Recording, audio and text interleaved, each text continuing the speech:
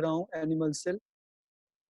तो यहाँ पे बात कर रहे हैं प्रोटोप्लाज्म का। प्रोटोप्लाज्म का मतलब है कि सेल के अंदर जो भी लिक्विड पार्ट है, वो सारे लिक्विड पार्ट के बारे में बात करते हैं। ओके, सेल के अंदर जो भी लिक्विड पार्ट है, सारे लिक्विड पार्ट के बारे में बात करते हैं।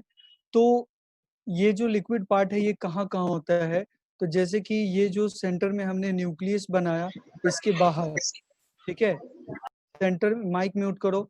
सेंटर में जो हमने न्यूक्लियस बनाया है, इस न्यूक्लियस के बाहर यहाँ से लिक्विड पार्ट प्रेजेंट होगा और न्यूक्लियस के अंदर भी लिक्विड प्रेजेंट होता है, न्यूक्लियस के इनसाइड भी होता है। बहुत सारे प्रोटीन और बहुत सारे एंजाइम्स को मिला करके न्यूक्लियस के अंदर होता है। तो सेल के अंदर जो लिक्विड पार्ट है, इसको बोलते हैं साइटोप्लाज्म, ठीक है? सेल के अंदर जो लिक्विड है, इसको हम लोग बोलते हैं साइटोप्लाज्म। कौन से लिक्विड को? The liquid present between the plasma membrane and nuclear membrane. देखो, हम इस लिक्विड का बात कर रहे हैं। अभी जो मैं एरो डाल रहा हूँ, ठीक है, दिख रहा है ना? तो इस बीच में ये जो एरो मैंने डाला है, इस बीच के जो लिक्विड है, इसको हम लोग बोलते हैं साइटोप्लाज्म, ओके? और जो न्यूक्लियस के अंदर लिक्विड है, इसको बोलते हैं न्यूक्लियोप्लाज्म, ठीक है? न्यूक्लियस के अंदर जो लिक्विड है, इसको बोलते हैं न्यूक्लियोप्लाज्म। वर्ड का मतलब ये होता है लिक्विड, ठीक है? प्लाज्म वर्ड का मतलब ये होता है लिक्विड। तो साइटोप्लाज्म हो गया और न्यूक्लियोप्लाज्म हो गया। दोनों को मिला दो, cytoplasm plus nucleoplasm is equal to protoplasm. बोलो, बात समझ में आया? Yes sir. ठीक है, साइटोप्लाज्म है यस सर। और जो न्यूक्लियोप्लाज्म है, दोनों को मिला के प्रोटोप्लाज्म बनता है, लिक्विड पार्ट बनता है सेल का। एक और बात आपको बताना है ये कि इसको मिटाते हैं डायग्राम को। एक और बात बताना है, जैसे अगर साइटोप्लाज्म है ना, तो ये साइटोप्लाज्म एक तरह का विस्कस लिक्विड है और इस विस्कस लिक्विड में जो साइटोप्लाज्म है, ठीक है, ये साइटोप्लाज्म विस्कस लिक्विड है और इस विस्कस लिक्विड में दो टाइप के लिक्विड है। बेसिकली एक ऐसा लिक्विड है जो ज्यादा थिक है। जैसे एग्जांपल में अगर बात करें कि ऑयल ले लो, ठीक है, और वाटर ले लो, तो ऑयल का डेंसिटी ज़्यादा है और वाटर का डेंसिटी कम है, ठीक है?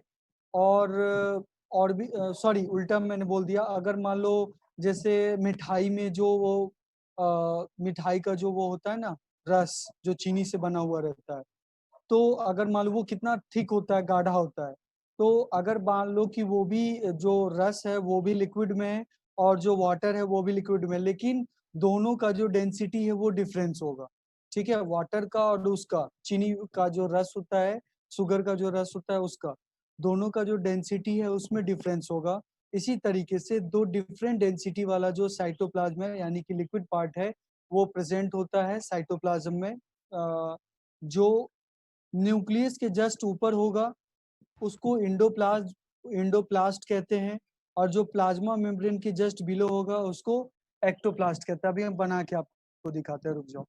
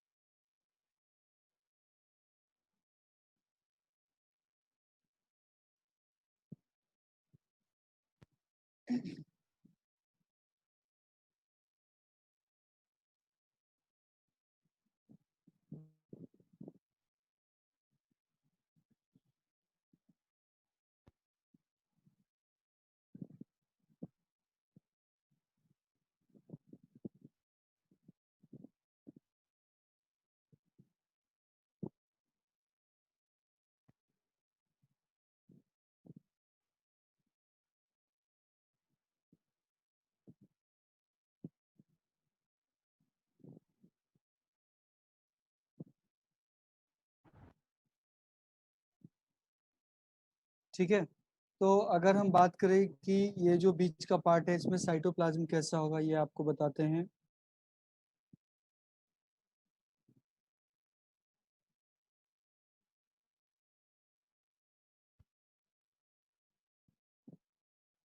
बाहर से जस्ट लाइक ये जो है ना, ये क्या है? प्लाज्मा मेम्ब्रेन, ठीक है?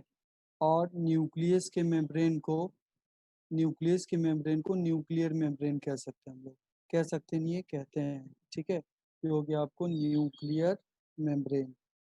तो कहने का मतलब ये है कि जो प्लाज्मा मेम्ब्रेन है ना, ये प्लाज्मा मेम्ब्रेन साइड से जो लिक्विड प्रेजेंट होता है, ये ज़्यादा थिक नहीं होता, एकदम लाइट होता है, इसका डेंसिटी बहुत कम होता है। इसीलिए अगर आपको दिख रहा होगा तो मैं एकदम हल्का हल्का डॉट डाल रहा हूँ। जो प्लाज्मा मेम्ब्रेन है वहाँ पे जो लिक्विड प्रेजेंट होता है, इस लिक्विड का डेंसिटी, यानी कि ये जो साइटोप्लाज्म है, इस साइटोप्लाज्म का डेंसिटी बहुत ही कम होता है। ठीक है, ज़्यादा हार्ड नहीं होता है। कहाँ पे? जस्ट प्लाज्मा मेम्ब्रेन के बिलो, जो आउटर साइड से प्रेजेंट है, ये लिक्विड के बारे में बात कर रहे हैं। ठीक है,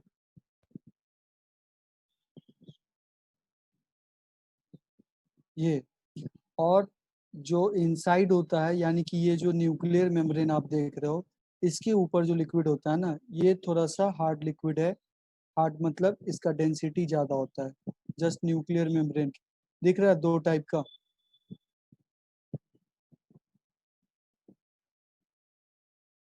लग रहा है दो टाइप का लिक्विड आप लोग को। Yes sir. Yes sir. हाँ, यस सर।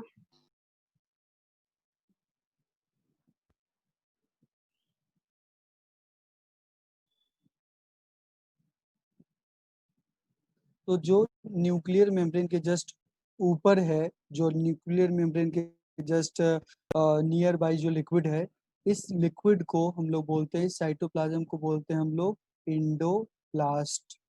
ठीक है, इसका नाम क्या है? इंडोप्लास्ट। ठीक है, या एक और नाम है इसका, इसको बोलते हैं प्लाज्मा जेल। इंडोप्लास्ट बोलो, या इसको दूसरी भाषा में हम लोग कह सकते हैं क्या?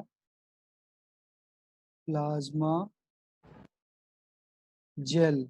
ठीक है, प्लाज्मा जेल, जो न्यूक्लियर मेम्ब्रेन के अराउंड है, सराउंडिंग में है, आसपास में है, उसको बोलते हैं हम लोग एंडोप्लास्ट या प्लाज्मा जेल।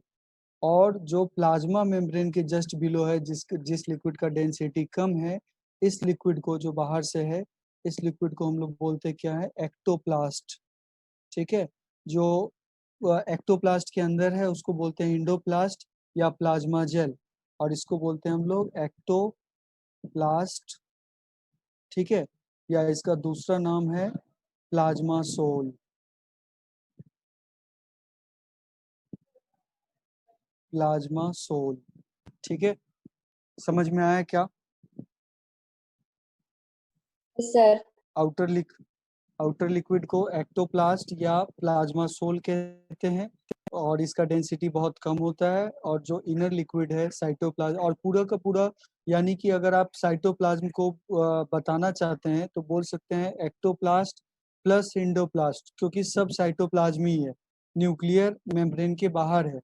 ठीक है, और साइटोप्लाज्म जो है ना, वो इसी लिक्विड को बोलते हैं, जो न्यूक्लियर मेम्ब्रेन और प्लाज्मा मेम्ब्रेन दोनों के बीच में जो लिक्विड है, इसी लिक्विड को हम लोग साइटोप्लाज्म बोलते हैं। तो जहाँ पे आपने हेडिंग डाला है प्रोटोप्लाज्म का, वहाँ पे ये डायग्राम बना लो। ठीक है, थोड़ा सा डार्क बनाना, न्यूक्लियस के जो सराउंडिंग में यस सर। बनाना, न्यूक्लियस के सराउंडिंग में जो बनाना लिक्विड, उसको थोड़ा डार्क बना देना। और प्लाज्मा मेम्ब्रेन के जो जस्ट बिलो होगा, उसको उतना डार्क नहीं बनाना है, ओके सर। वो लाइट बनाओ।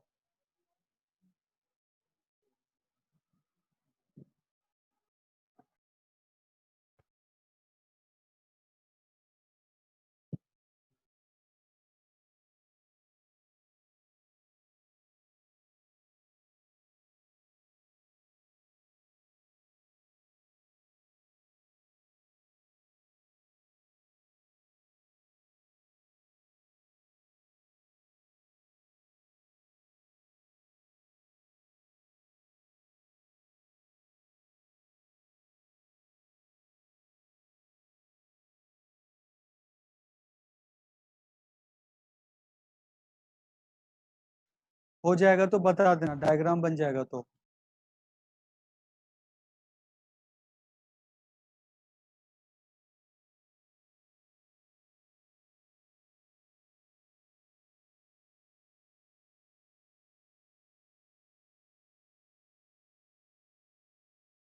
सर ड्रॉ करवाना। हाँ बोलो। सर क्या करना है? ये डायग्राम बनाना है जो अभी आपके स्क्रीन पे है। Yes sir. हाँ।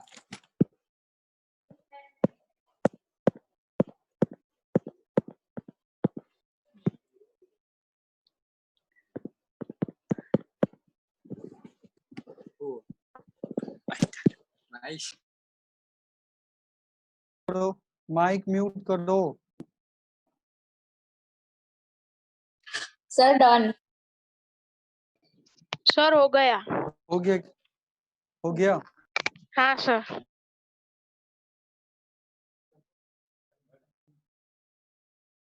होम।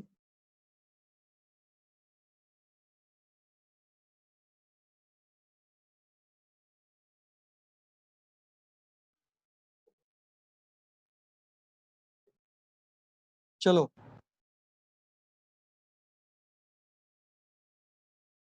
लिखो इसमें प्रोटोप्लाज्म में it is the sir 2 minute sir 2 minute.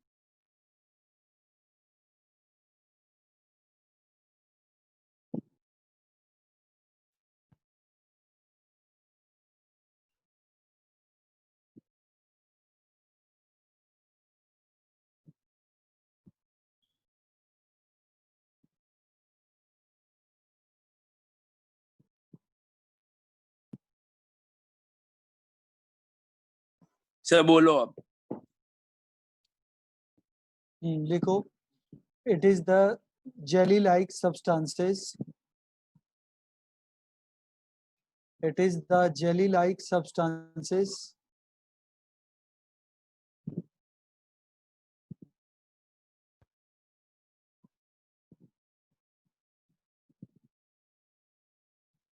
jelly like substances which are present inside the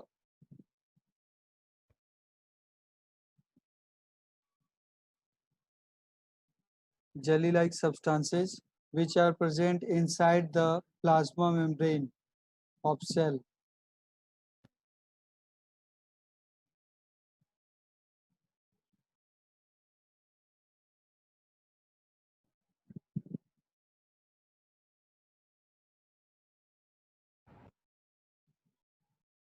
It is made up of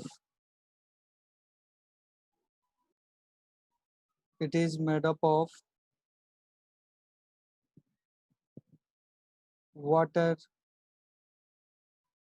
It is made up of water, lipid,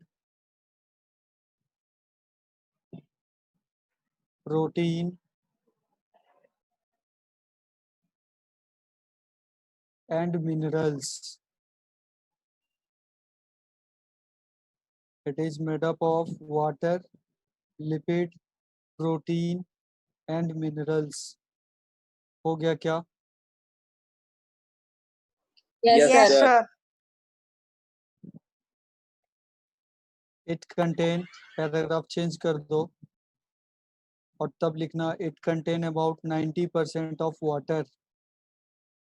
It contain about 90% of water.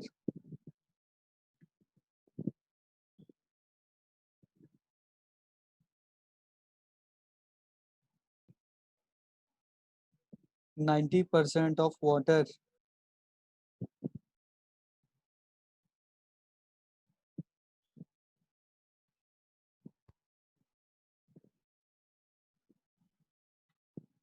फिर full stop डाल के लिखना है the protoplasm comprises of the protoplasm comprises of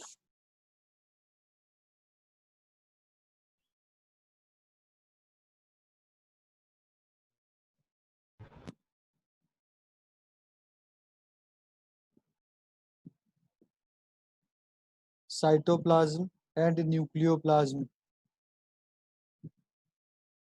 Cytoplasm and nucleoplasm.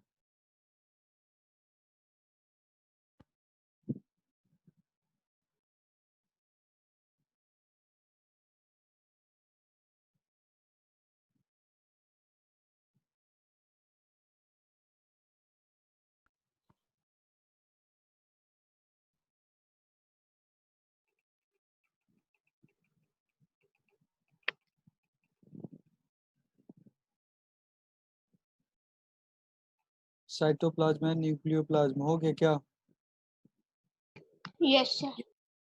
चलो पहले site, हाँ heading डाल दो साइटोप्लाज्म, हेडिंग डाल दो cytoplasm.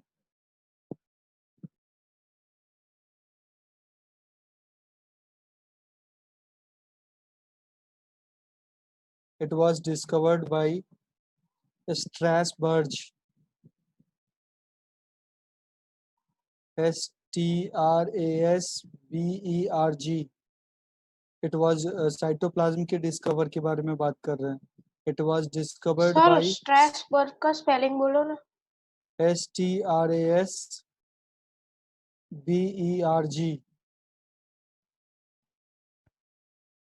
Strasberg, Strasberg, Strasberg in 1862.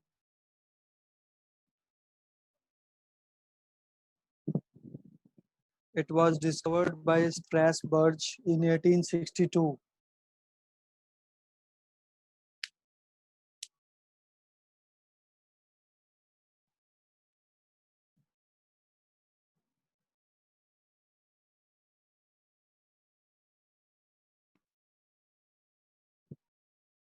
ठीक है, पैराग्राफ चेंज करके लिखना है आपको साइटोप्लाज्म के बारे में। It is the part of, it is the liquid part of protoplasm, या लिक्विड नहीं लिखो, डायरेक्ट लिख लो, it is the part of protoplasm.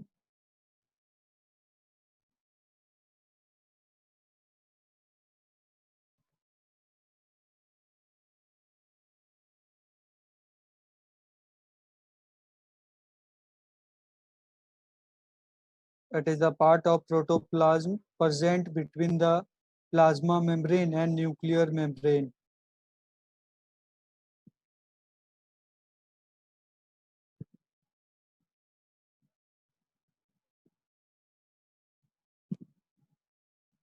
It is the part of protoplasm present between the plasma membrane and nuclear membrane.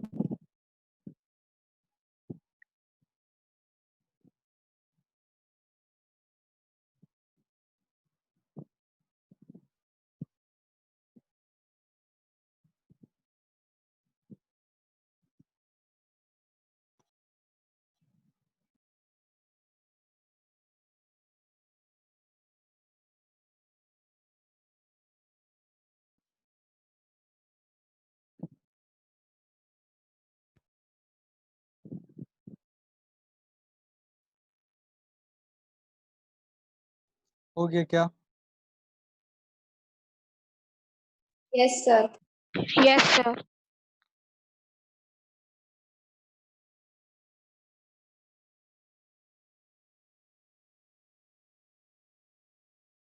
Yes, sir. Yes, sir.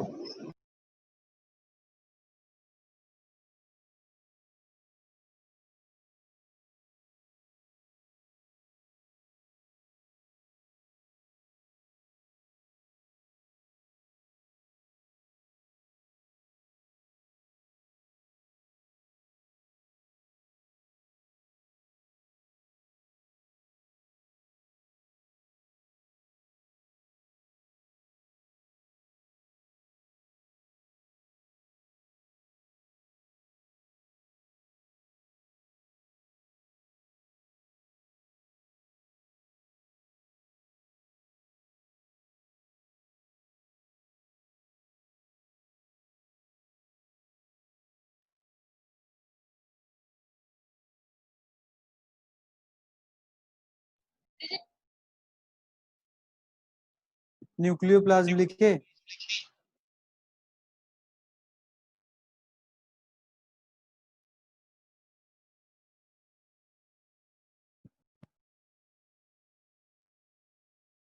Nucleoplasm लिखे आप लोग? Yes sir. नहीं sir. Heading डाल दो न्यूक्लियोप्लाज्म, सर डाल दी। लिखिएगा it is the fluid part of nucleus, it is the fluid part of Hello. Nucleus. हाँ hello, लिखो it is the fluid part of nucleus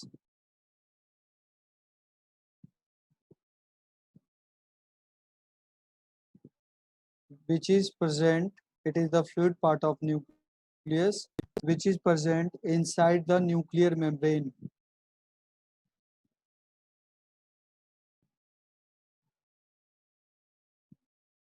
Which is present inside the nuclear membrane.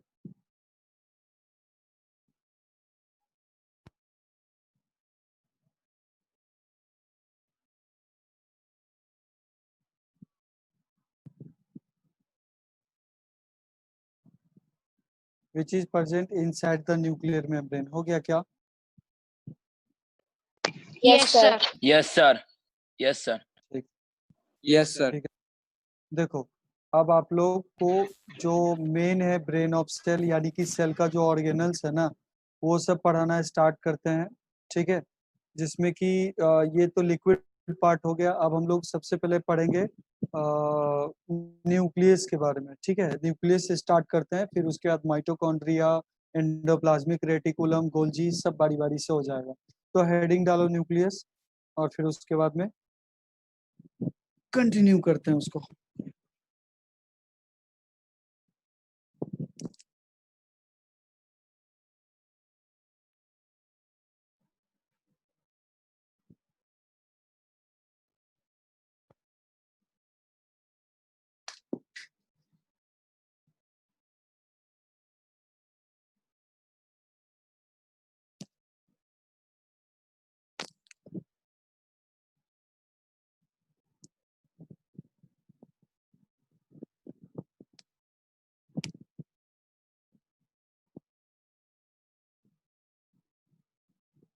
Board दिख रहा है अच्छे से?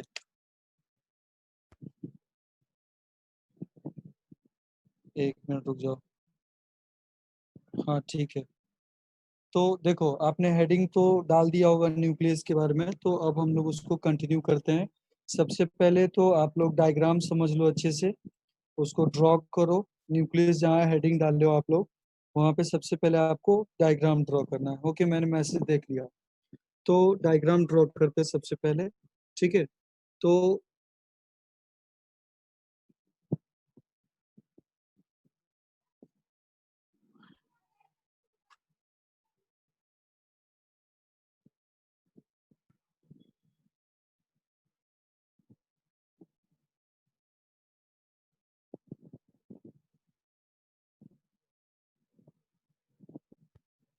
Nucleus जो है ये एक डबल मेम्ब्रेन वाला सेल ऑर्गेनल्स है। जैसे हमने पढ़ा है ना सेल मेम्ब्रेन, उसी तरीके से न्यूक्लियस के पास इसका खुद का मेम्ब्रेन होता है, वो भी डबल, दो मेम्ब्रेन, ठीक है। तो इसीलिए हम लोग यहाँ पे दो मेम्ब्रेन ड्रॉ करते हैं। जो सेंटर में आपको दिख रहा होगा ये न्यूक्लियस है, ठीक है। तो ये डबल मेम्ब्रेन वाला सेल ऑर्गेनल्स है न्यूक्लियस, पहली बात। दूसरी बात ये कि इसका जो कनेक्शन है न्यूक्लियस का, इसका कनेक्शन आउटर लेयर से होता है। आउटर जो साइटोप्लाज्म है ना, इस आउटर साइटोप्लाज्म से भी इस न्यूक्लियस का कनेक्शन होता है, ठीक है। तो वो कैसे, तो आप जो ड्रॉ करेंगे वो ऐसा होगा कि बीच में आपको यहाँ पे गैप दिखाना पड़ेगा, ठीक है। जैसा मैंने अभी गैप छोड़ा है आपको दिख रहा होगा, तो यहाँ पे दोनों मेम्ब्रेन के पास में आपको कुछ इस तरीके से गैप दिखाना पड़ेगा।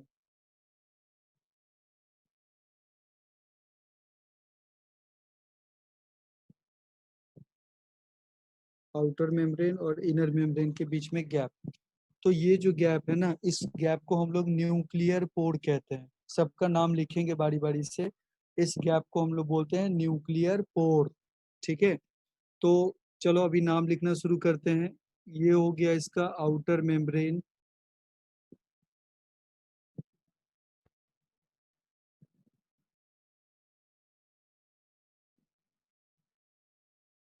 ठीक है। और उसके नीचे वाला हो गया इसका इनर मेम्ब्रेन,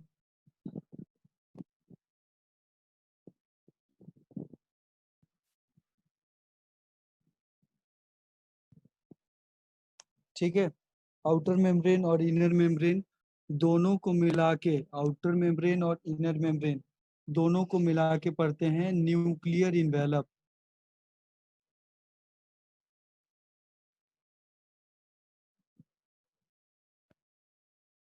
ठीक है। आउटर मेम्ब्रेन और इनर मेम्ब्रेन दोनों को मिला के क्या पढ़ते हैं? Nuclear envelope.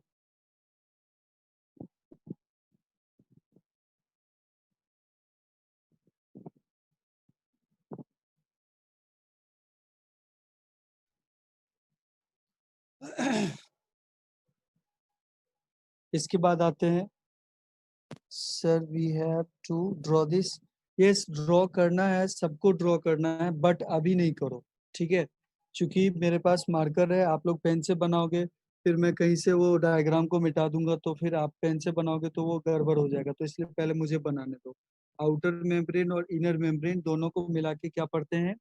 न्यूक्लियर इन्वेलप, ठीक है। उसके बाद में इसमें होता क्या है, जैसा कि सेकंड जो हमने अभी तुरंत पढ़ा है, न्यूक्लियोप्लाज्म।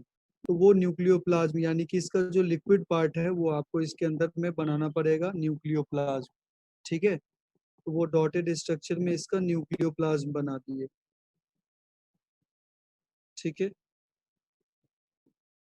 इसका भी नाम लिख देते हैं, लिक्विड पार्ट का, इसको बोलते हैं हम लोग न्यूक्लियोप्लाज्म,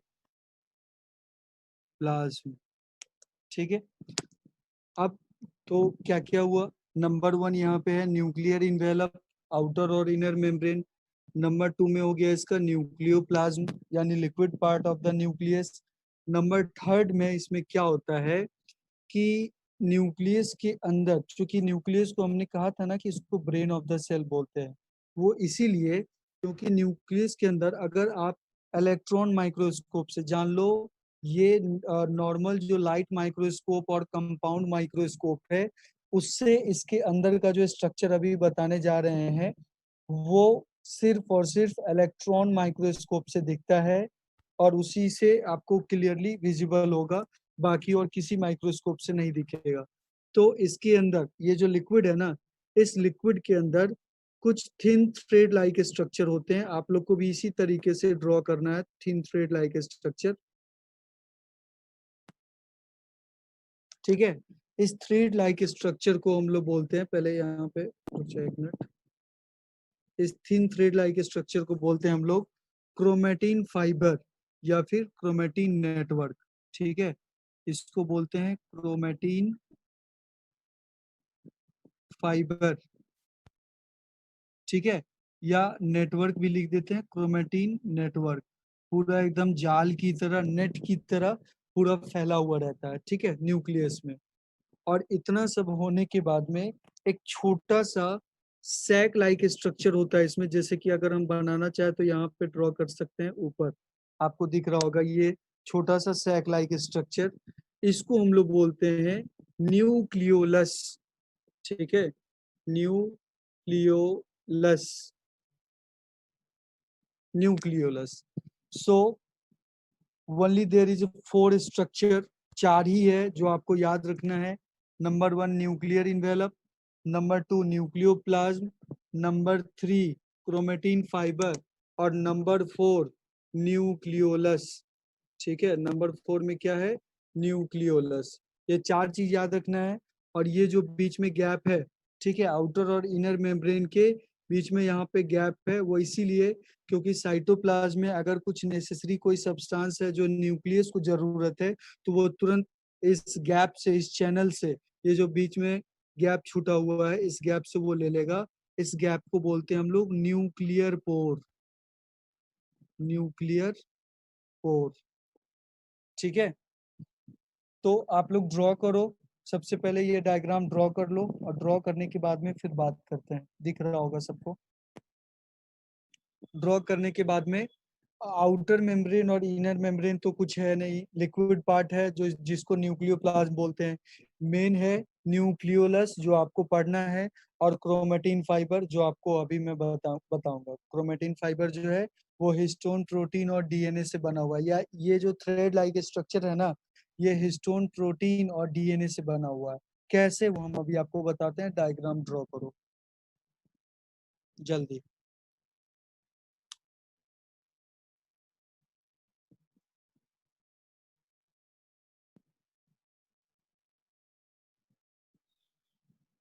हाँ, रिकनेक्ट होना है सबको। डायग्राम ड्रॉ कीजिए, उसके बाद में रिकनेक्ट होना है। तो फिर आपको बताएंगे क्रोमेटिन फाइबर और क्रोमेटिन नेटवर्क किस चीज से और कैसे बना हुआ है।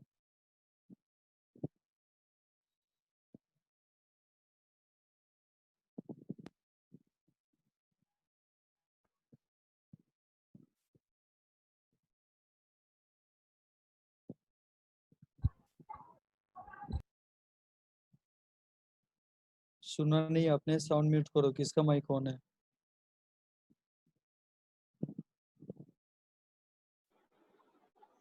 Yes. Yes, sir.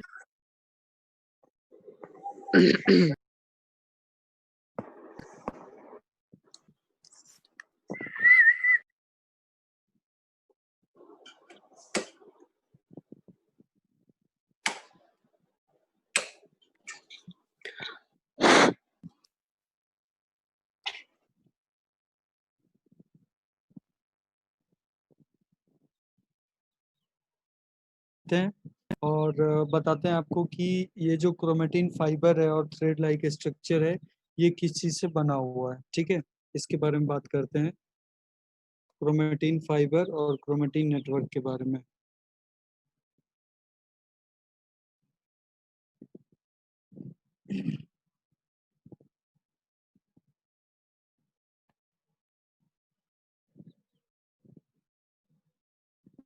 देखो, जैसे मैंने बताया कि ये थ्रेड लाइक स्ट्रक्चर होता है क्रोमेटिन फाइबर और नेटवर्क।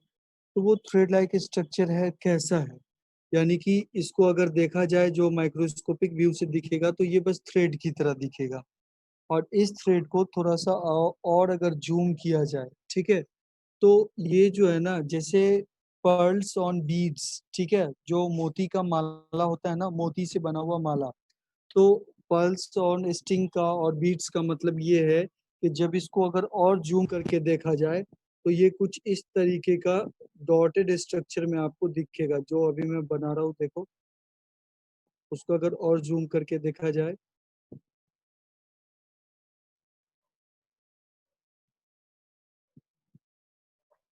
तो वो जो थ्रेड लाइक स्ट्रक्चर है वो इस तरीके से जैसे मोती होता है ना माले में, माला में, उसी तरीके से ये मोती की तरह दिखेगा। आपको दिख रहा होगा अभी सेकेंड जो मैंने बनाया है वो। नहीं तो इसको और थोड़ा नजदीक ले आते हैं, अब दिख रहा होगा। ठीक है, तो ये बिल्कुल इस तरीके का होता है। तो ये क्या है? इसमें से सिर्फ अगर एक जो स्मॉल स्ट्रक्चर है ना, मैंने बहुत सारे डॉटेड स्ट्रक्चर यहाँ पे बनाए। इसमें से सिर्फ अगर एक डॉटेड स्ट्रक्चर को अगर मान लो थोड़ा सा और हम लोग जूम करें, यानी सिर्फ एक डॉटेड स्ट्रक्चर का बात कर रहे हैं। इस एक डॉटेड स्ट्रक्चर को हम लोग बोलते हैं क्या? न्यूक्लियोसोम्स। ठीक है, न्यूक्लियोसोम्स। एक जो डॉटेड स्ट्रक्चर है उसको न्यूक्लियोसोम बोलते हैं। यानी कि क्रोमेटिन फाइबर का जो थ्रेड लाइक स्ट्रक्चर है वो किस चीज से बना हुआ है? बहुत सारे न्यूक्लियोसोम से। क्योंकि एक स्ट्रक्चर को, एक डॉटेड स्ट्रक्चर को न्यूक्लियोसोम बोल रहे हैं ना, and the chain of nucleosome is chromatin fibre. यही न्यूक्लियोसोम्स का जो चेन तैयार होता है उसी को हम लोग क्रोमेटिन फाइबर और क्रोमेटिन नेटवर्क कहते हैं। ठीक है, तो ये जो न्यूक्लियोसोम और ये जो डॉटेड स्ट्रक्चर है ये क्या है, इसके बारे में बात करते हैं। तो ये तो न्यूक्लियोसोम है, अभी तुरंत बताएं। तो ये न्यूक्लियोसोम बना हुआ है दो चीज से, एक तो डीएनए और प्लस प्रोटीन। ठीक है, ये जो डॉटेड स्ट्रक्चर आप देख रहे हो ये बना हुआ है डीएनए से और प्रोटीन से। प्रोटीन में कौन सा प्रोटीन? तो नाम है क्या? Histone protein. ठीक है, नाम है इसका हिस्टोन प्रोटीन। और थोड़ा सा आपको बताते हैं इसके बारे में। तो देखो होता क्या है, ये डॉटेड स्ट्रक्चर तैयार कैसे हुआ है, प्रिपेयर कैसे हुआ, उसके बारे में बात करते हैं। तो डीएनए जो है ना वो थ्रेड लाइक स्ट्रक्चर होता है कुछ इस तरीके से। अगर आप लोगों में से किसी ने देखा होगा किसी बुक में या कहीं पे डायग्राम देखा होगा डीएनए का, तो डीएनए जो है वो डबल थ्रेड वाला स्ट्रक्चर होता है, हेलिकली ट्विस्टेड, घुमा हुआ रहता है राउंड से। और इसके बीच में इस तरीके से लैडर लाइक स्ट्रक्चर होता है डीएनए के बीच में। ठीक है, देखा है आप लोगों में से कोई डीएनए का स्ट्रक्चर? नहीं?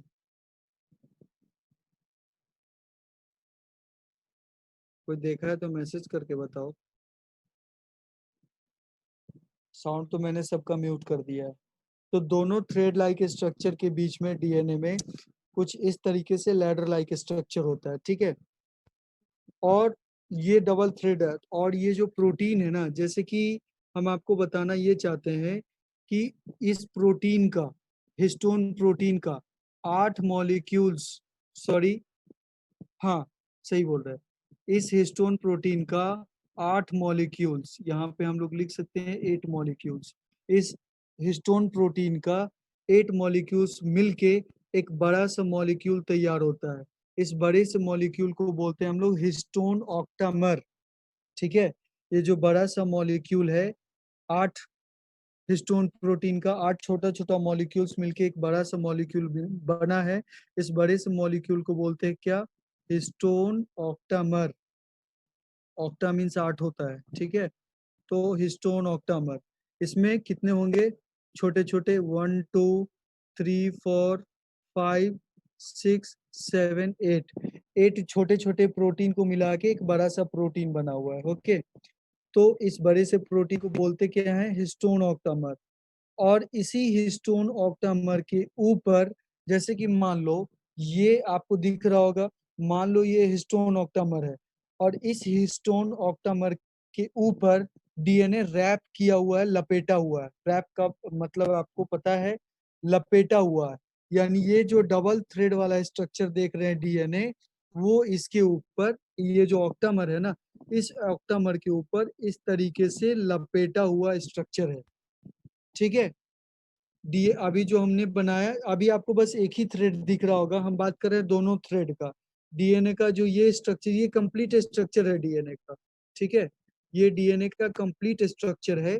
तो ये जो स्ट्रक्चर है डबल स्टैंडर्ड डीएनए, ये ही डबल स्टैंडर्ड डीएनए इस हिस्टोन ऑक्टामर के ऊपर रैप किया हुआ रहता है, लपेटा हुआ रहता है। तो इसी स्ट्रक्चर को हम लोग, ये जो एक डॉटेड स्ट्रक्चर है ना, इसी एक डॉटेड स्ट्रक्चर को हम लोग बोलते हैं न्यूक्लियोसोम। और इसमें रहता क्या है? हिस्टोन का octamer with wrap DNA, DNA इसके ऊपर रैप किया हुआ रहता है, तो इसको हम लोग न्यूक्लियोसोम बोलते हैं। तो ये तो एक स्ट्रक्चर हुआ। अभी मान लो यहाँ पे आपको हम बना के दिखाते हैं, जैसे यहाँ पे बना के दिखाते हैं। ये एक ऑक्टामर हुआ, ऐसे नहीं, ये एक ऑक्टामर हुआ, ये दूसरा ऑक्टामर हुआ, ये तीसरा ऑक्टामर हुआ, ये चौथा। और सब पे डीएनए इस तरीके से लपेटा हुआ है, रैप किया हुआ है, ठीक है। इस तरीके से डीएनए सबका लपेटा हुआ है। और डीएनए का जो फ्री इंड है, फ्री इंड कहने का मतलब, आप ऑक्टामर के बाहर देख रहे हैं कि डीएनए का कुछ फ्री इंड है जो कि बाहर लटका हुआ है, हम इस फ्री इंड का बात कर रहे हैं। तो ये जो फ्री इंड है, ये सारा फ्री इंड एक प्रोटीन से, जो कि हिस्टोन प्रोटीन का ही टाइप है, H1 नाम है इसका, ठीक है। ये H1 हिस्टोन प्रोटीन क्या करता है? इस सारे थ्रेड को इस तरीके से कनेक्ट करता है, जोड़ता है, ठीक है। तो देखो, एक स्ट्रक्चर को बोले न्यूक्लियोसोम, और ऐसा ऐसा मैंने बहुत सारा स्ट्रक्चर जोड़ा, तो इसको बोलते हैं क्रोमेटीन, ठीक है। और बहुत सारा स्ट्रक्चर जोड़ने के बाद में उससे बहुत सारा, जैसे कि मान लो ये एक स्ट्रक्चर बना और क्रोमेटीन का, और इस क्रोमेटीन से और सारा क्रोमेटीन का नेटवर्क जोड़ते जाएंगे, तो उसी को बोलते हैं क्रोमेटीन फाइबर, ठीक है।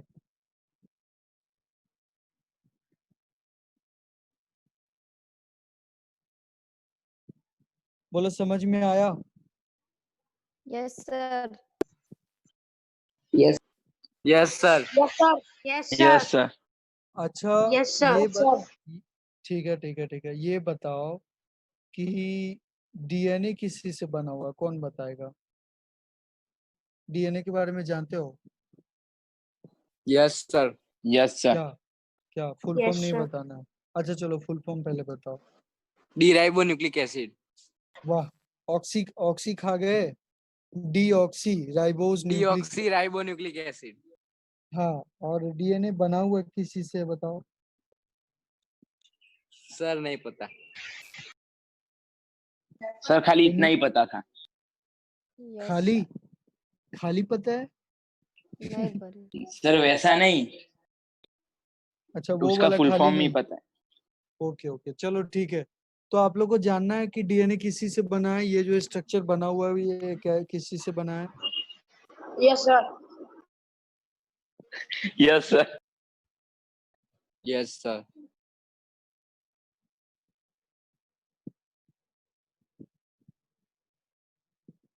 तो वो तो आज हो नहीं पाएगा यस ना सर। सब।